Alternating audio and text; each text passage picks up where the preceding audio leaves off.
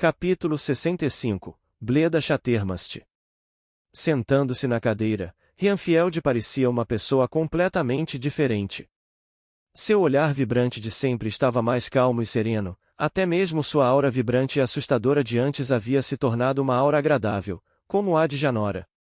Ele apoiou o pequeno diário na mesa de canto e pegou um pano para limpar suas mãos ensanguentadas. Olá, Melin, disse Rianfield. Já faz algum tempo, ele olhou para Colin, para Samantha e depois para Lina. A Imperatriz Sombria e seus ajudantes? Colin ficou confuso, era como se realmente fosse outra pessoa. Até mesmo os trejeitos e maneiras de falar eram diferentes. Falken, murmurou Lina, pensei que tivesse deixado Rianfield assumir de vez. Ele balançou a cabeça. É menos cansativo deixar ele no comando, mas você sabe como ele é.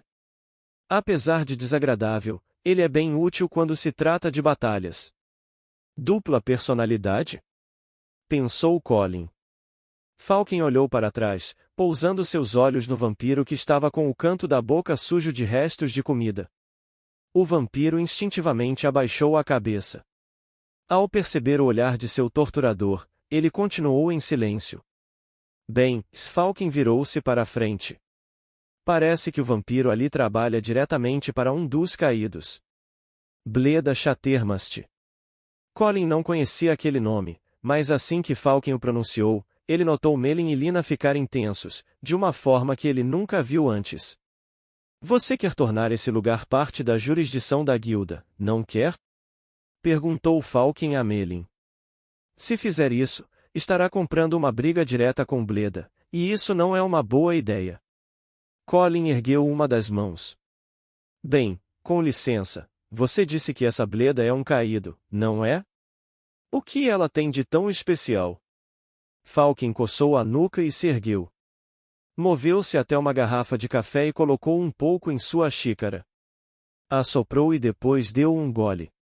Encarou Colin novamente e sorriu.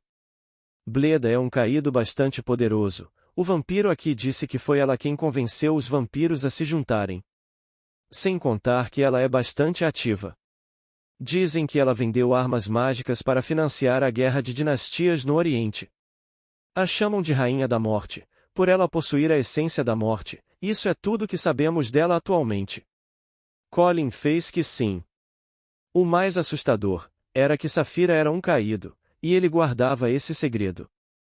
Ele não queria nem sequer imaginar o que aconteceria caso o Império colocasse as mãos em uma informação tão importante quanto essa. Ele confiava em Samantha, mas não arriscaria contar a ela, muito menos contaria a Melin, mesmo que ele parecesse um cara em quem se pode confiar. Falken continuou. Esse vampiro não é o único que descobrimos que trabalha para Bleda, ela tem uma rede enorme de lacaios. Acreditava-se que até alguns pequenos impérios estavam sob o controle dela, e que ela é uma forte influência na guerra milenar do continente. Resumindo, Bleda Chattermast atualmente é a inimiga número 1 da humanidade. Colin engoliu o seco. Brida havia lhe dito que o caído que estava na sua ilha controlava a essência do infinito, o que já era algo difícil de se imaginar, mas ele continuava oculto.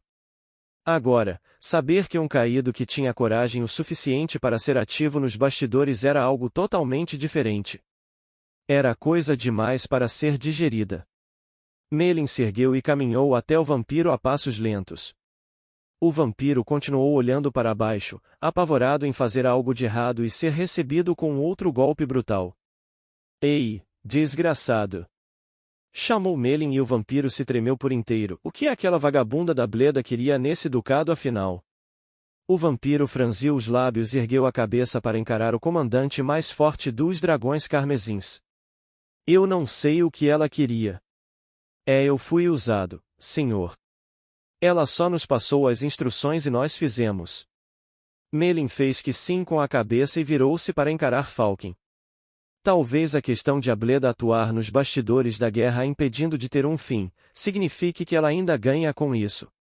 Acho que sei o que ela quer e vocês também sabem, não é? Espera. Lina ergueu uma das mãos. Isso são só boatos, boatos que duram faz anos, isso não é verdade, não tem como ser. Do que estão falando? Colin perguntou. Lina suspirou e encarou Colin. Melin está sugerindo que os caídos querem trazer um segundo cataclisma, uma segunda queda do véu. Aquilo pegou Colin e Samantha de surpresa. Não estou sugerindo nada, protestou Melin. Você sabe que a população desse planeta reduziu muito devido às guerras. Eles precisam de mais bucha de canhão. Bucha de canhão para quê? Perguntou Lina. Isso eu não sei, ninguém sabe o objetivo deles. Esse é o problema, são só especulações.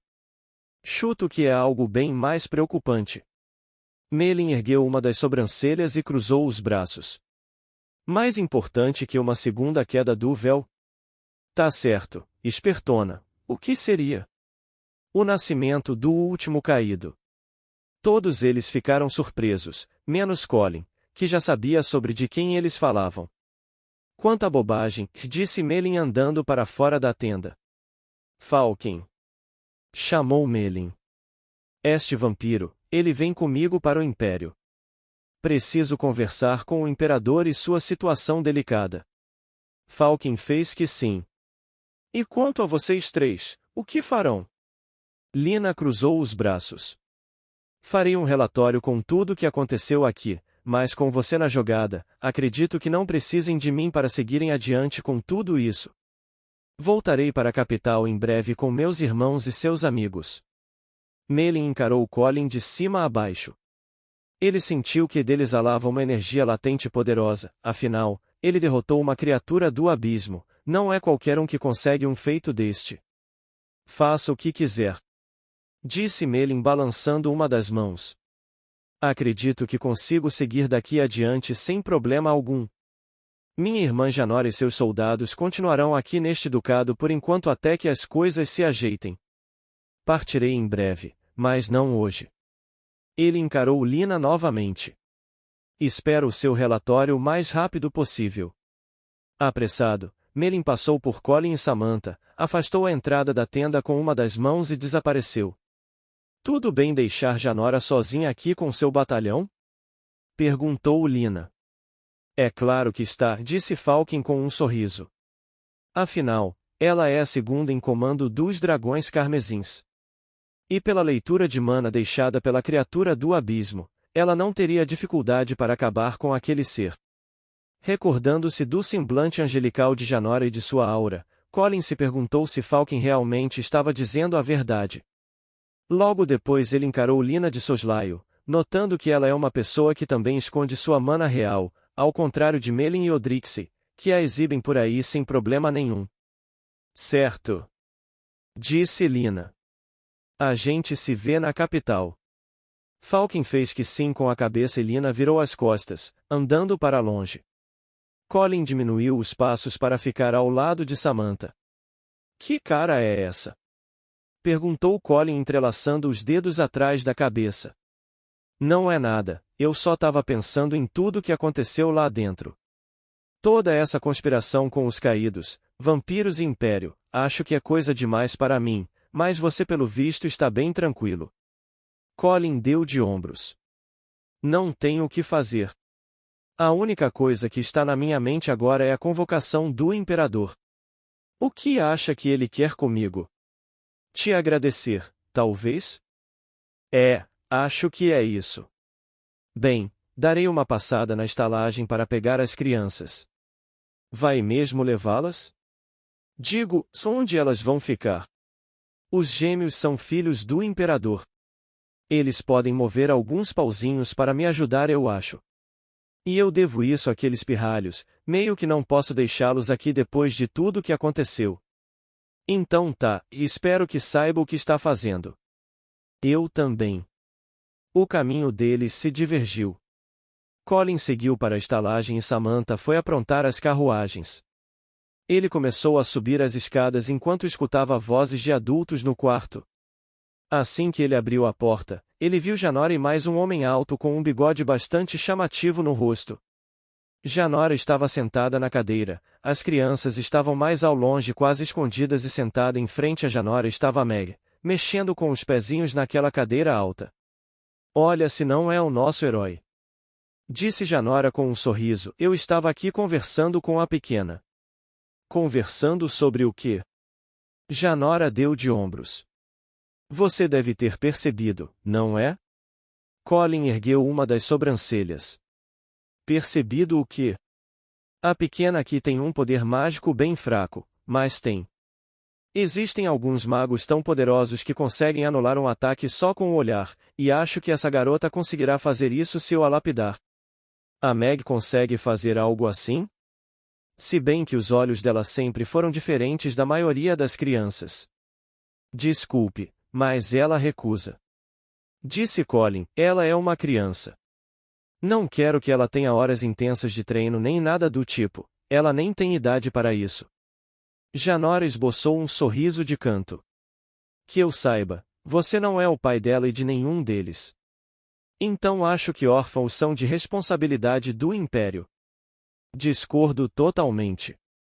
Eles tiveram que se virar durante muito tempo sem a ajuda do Império ou do Ducado. E agora, só porque convém, vocês decidiram tomar a garota como se fosse propriedade de vocês? Colin encarou Meg. Vem Meg, pegue suas coisas, a gente já vai partir. Meg saltou da cadeira e antes de ir em direção a Colin sentiu algo no braço. Janora o segurava firmemente. Aonde vai, garota? Ainda não terminamos de conversar. O aperto de Janora era forte, machucava intensamente. Meg encarou Colin com os lábios tremendo. Faíscas celestes começaram a circular o corpo de Colin e ele conjurou sua adaga elétrica se preparando para o ataque. Então, Janora soltou Meg e ela correu para trás de Colin. Então os boatos eram verdade. Disse Janora sorrindo, o elfo negro é maluco ao ponto de partir para cima de um comandante sozinho. Ela se ergueu, vamos embora, Dambas, o elfo é responsável pela pirralha, a gente perdeu essa. Ela passou por Colin tranquilamente, mas Dambas deu uma ombrada nele, quase o derrubando no chão. Colin nada fez, só os deixou ir. Ele relutou pelas crianças, mas se estivesse sozinho certamente tentaria matar Dambas ali. O mais intrigante era que mesmo tomando essa atitude grosseira, a mana de Janora continuava doce e gentil. Senhor Colin, que ele olhou para baixo encarando uma Meg chorosa, eu não quero deixar o senhor, nem meu irmão, nem ninguém. Colin afagou os cabelos dela. Tá tudo bem, ninguém vai embora aqui. Peguem suas coisas, a gente vai para a capital, o que me dizem? As crianças esqueceram completamente o que havia acontecido e já se apressaram, pegando suas pequenas mochilas e correndo para fora. Colin suspirou, parecia que tinha passado anos desde que ele saiu da capital. Ele sentiu algo puxar sua calça 2 vezes. Olhou para baixo e viu Bray bocejando. Bray, o que foi? Me carrega, papai. Tô com sono. Colin relutou por um instante, mas depois deu de ombros. Pegou a mochila de couro de Bray e jogou no seu ombro, depois pegou Bray no colo. Ela passou os braços pelo pescoço dele e fechou os olhos dando mais um bocejo. Dormiu tarde ontem, né? Ela fez que sim com a cabeça. Desculpa, papai. Colin deu 2 tapinhas nas costas dela. Tá tudo bem, só descansa, temos uma longa viagem pela frente. Ele desceu as escadas com ela cochilando em seus braços e assim que deixou a estalagem foi para as carruagens preparadas na entrada do ducado. Aquela era uma guarnição bem grande. Havia até mesmo alguns soldados que estavam retornando para a capital junto deles. No momento que Colin subiu na carruagem, ele se virou para trás ouvindo passos de uma multidão se aproximando. Todos os moradores do ducado estavam reunidos, incluindo a viúva, o duque, e até mesmo a agora ex-prostituta Aliana. Colocando a cabeça para fora da carruagem, observavam todas aquelas pessoas, reunidas. Com toda a confusão, era difícil deduzir que o ducado era tão populoso. A viúva deu um passo à frente e disse em alto e bom som: Viajantes, o povo deste ducado não é tão ingrato. Viemos agradecer. Todos eles se curvaram sincronizadamente. Velho, criança, homem, mulher, todos se curvaram em agradecimento. Os gêmeos ficaram surpresos, eles não esperavam aquilo, mas a sensação que sentiram foi reconfortante. A viúva se aproximou do cavalo de Colin e lhe entregou um saco gordo de joias. Aqui está o resto do pagamento pela missão, disse a viúva, esforçando-se para erguer o saco de joias preciosas. Colin não dispensaria, de maneira alguma, o saco gordo de joias. Ele tinha um punhado de crianças para cuidar agora, e uma guilda para administrar futuramente. Qualquer ajuda financeira seria bem-vinda. Obrigado, senhorita Mary, disse a viúva. Colin pegou o saco de joias como se não fosse nada. Normalmente eu recusaria, pois vocês já nos deram suprimentos o suficiente para a viagem. Mary sacudiu uma das mãos. Não se preocupem com isso, com a rota de comércio aberta daqui até a capital, acredito que iremos prosperar bastante. Fico feliz em ouvir isso. Colin jogou o saco para Samantha na carruagem que de prontidão já o transformou em um anel. A viúva estava com as mãos frente ao corpo, seus cabelos estavam mais brilhantes e seu rosto parecia mais vivo que da última vez. Vejo que um novo recomeço está fazendo bem a você, disse Colin. Está mais bela que da última vez que te vi. Ah, se ela desviou o olhar. É que as coisas mudam um pouco quando você ganha um novo propósito. Sei bem como é, se cuida. Colin entrou na carruagem com Bray ainda em seu colo e sentou-se próximo à janela com alguns soldados a cavalo fazendo a escolta da carruagem. Ei! Gritou uma voz da multidão. Da próxima vez quero que bebam na minha taverna, todos vocês. É! Berrou outra voz. Quero que a elfa fofinha teste meus equipamentos. Elfa fofinha? Murmurou Alunis. Os berros de agradecimento não cessaram, mas conforme eles se afastavam o som diminuía, até desaparecer por completo. Demorou, mas eles estavam finalmente indo para a casa.